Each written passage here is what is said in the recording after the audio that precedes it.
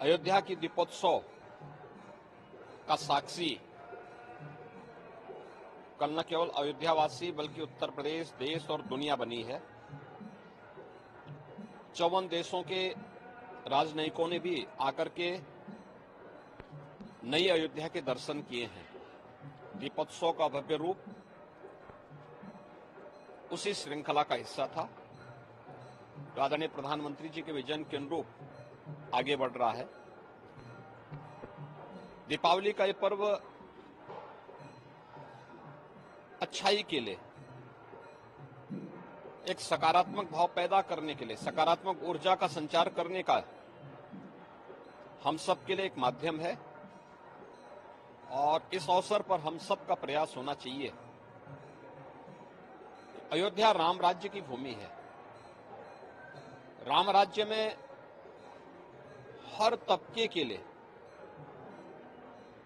एक गरीब, एक वंचित, एक दलित, एक जनजाति, हर समाज के लोगों के लिए पूरा सम्मान है। उसके आगे बढ़ने के लिए हर प्रकार के अवसर हैं। केंद्र और राज्य दोनों सरकारें इसी विजन के अनुरूप कार्य कर रही हैं। ये हमारा सौभाग्य है कि गत 7 वर्षों से उसी अयोध्या में, जहां पर 90 के दशक में और 80 के दशक में कर्फ्यू, अराजकता, अव्यवस्था का शिकार न केवल मठ, मंदिर, राम भक्त होते थे बल्कि यहां का व्यवसायी, यहां का नागरिक भी होता था। उससे एक मुक्त होकर के एक नई व्यवस्था, एक नए युग की ओर आज हमारी इस अयोध्या ने प्रवेश किया है और उस अयोध्या के प्रवेश का दीपोत्सव का कार्यक्रम उसमें मील का पत्थर साबित हुआ है। अब हमारा दायित्व है कि केंद्र और राज्य सरकार के स्तर पर जो कार्यक्रम,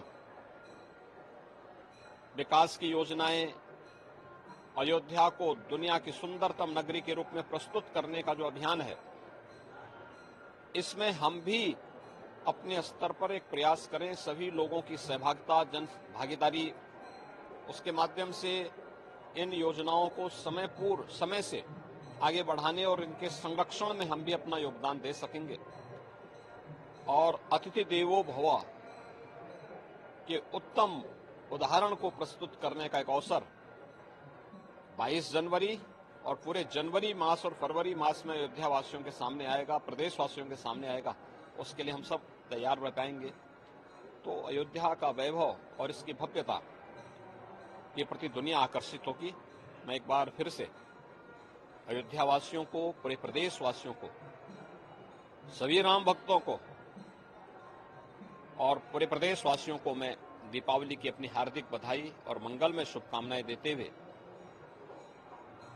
प्रभु श्री राम से और बजरंगबली हनुमान जी से यही प्रार्थना करता हूं कि वह सर्वत्र खुशहाली लाएं, हर एक के परिवार में, उसके व्यक्तिगत जीवन में, उसके पारिवारिक जीवन में, उनके सामाजिक जीवन में हर्षोल्लास और उमंग का स्थान सदा बना रहे।